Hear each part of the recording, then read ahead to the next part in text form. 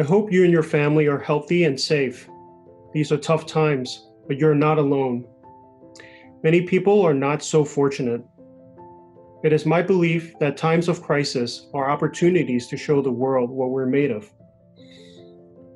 For us lucky ones, it may be up to us to both personally and professionally help those in need. Many of our livelihoods are negatively affected, and in some cases, severely. But in distant lands where only a few weeks ago people were producing the clothing we wear, actual lives are at stake. Right this moment, people there are unsure of where their next week's food will come from. I don't have all the answers, but we must do what we can to help. This is an SOS. Stay strong and be safe. Well, the first thought is shock. I'm still in shock at how quickly things have changed and how much we must also change.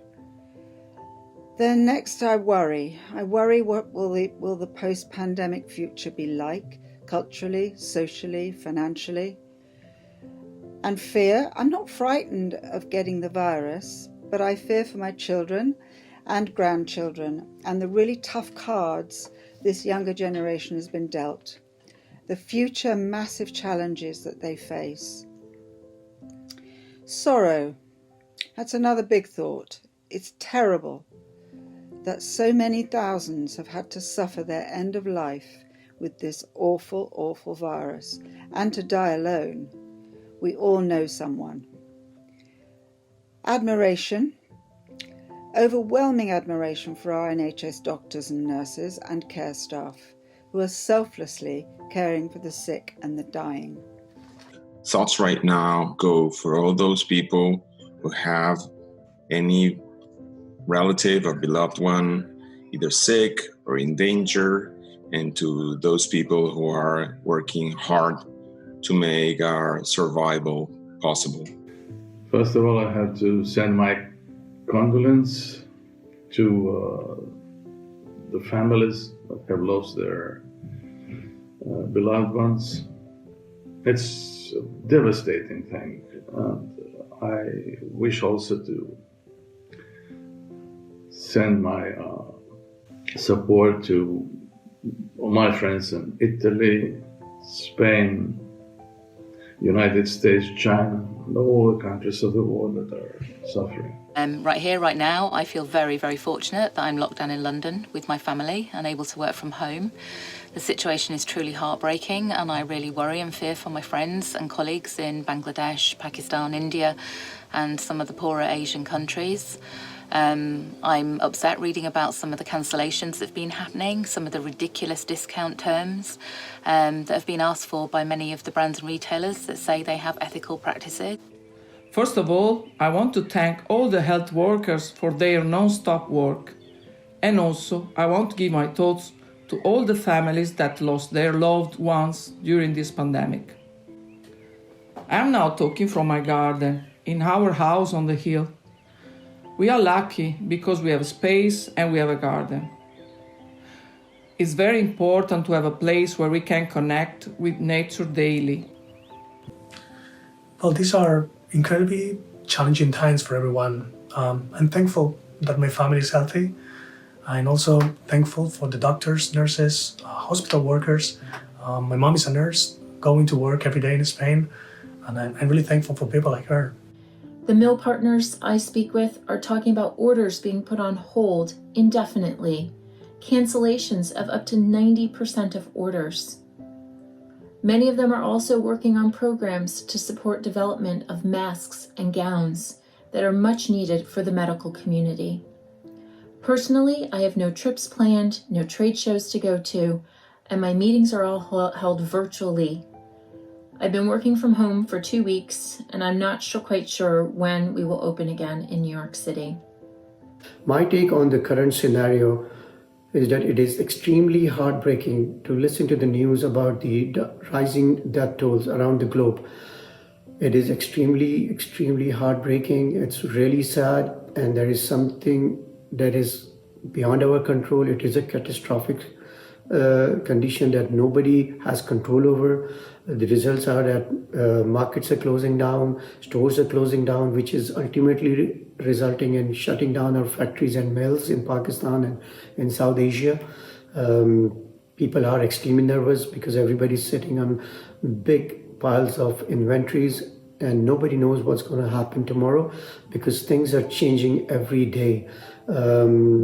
Right now, everybody is in lockdown and so are we in Pakistan.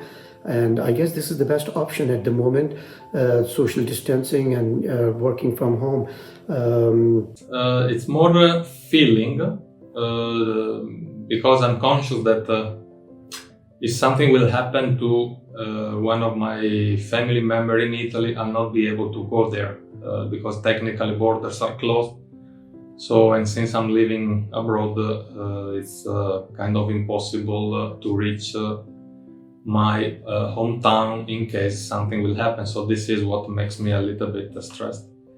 Yesterday I smashed my phone, here it is, while I was gardening. And so together with physical distancing, I'm been experiencing over these 24 hours actual social distancing. At first it was panic. What I've noticed is that I've been able to extend my attention span, and I was attending an online summit around future thinking, etc. And I've found myself immersed fully in it for about what I later found out being 5 hours straight. And I hadn't been able to do that full immersion for quite a long time without checking my Instagram, WhatsApp, calls, having other inputs and distractions. So in that sense, that's quite refreshing. And so my question is, what happens, what good can happen actually if we completely switch off from our always connected, always online autopilot? And then another question that I have, an open question, is how can actually how can we remain sane with all of these open questions that we have and that we're faced with every day that have actually no answer to? It's been really, really strange, and I don't know. It's one of these strange sort of moments where, you know, it is really much their priority is not on the industry that we're in. It's not about making garments. It's not about, you know, it's about being creative. But, you know, it's all the things that we're doing right now. It's this more telling stories and selling concepts. It's not that important at the moment, which is quite sad. So all the things that we've been doing for the last few months are on hold. Some of the consultancy jobs that we do, me and my wife, we do quite a lot of consultancy work with about 3 or 4 companies in one go. 2 of our clients have decided not to pay us. You know, and, you know, it's fine. We're thankfully okay. The entire industry, as we know it, is up for renewal. I think that that's a really exciting thought. It's not lost on me, the struggle that we're all in right now, but I'm trying to look at it from a place of, you know, I think there were a lot of systems that didn't work before, and I think that we have the opportunity to reinvent them. And I think that that is a really unique opportunity that never comes around. So that excites me, and I like to look towards the positive at times like this. So I think right now I'm feeling quite optimistic. I'm hoping that people are really using this time and seeing what they want to do and be after this is all over. And I think companies and mills and factories are really evaluating about how they do business and what people are going to be looking for. And I'm hopeful that it is all going to be a lot more kind and considered and less impactful. I think the first week of this was anxiety. It was just palpable. I think my take on this, my experience of this is quite visceral.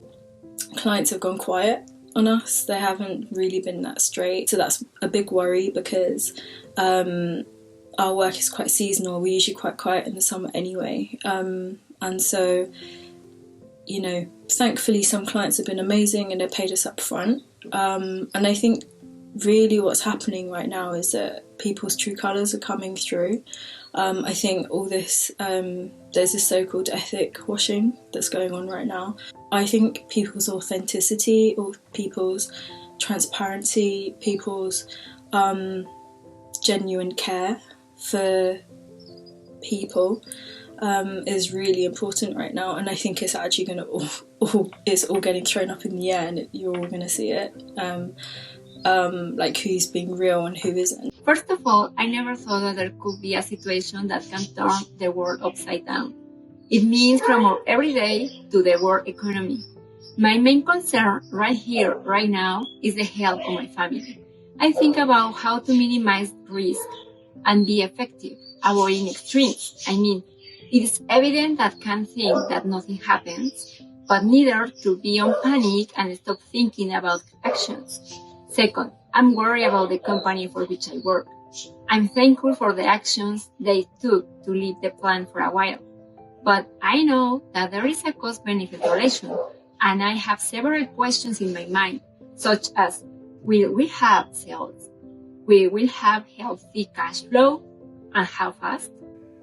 25 years of traveling on business and yearning for a couple of weeks in the office rather than get on a plane. And now my wish comes true in circumstances that I would rather not experience. I would love to spend time with my son.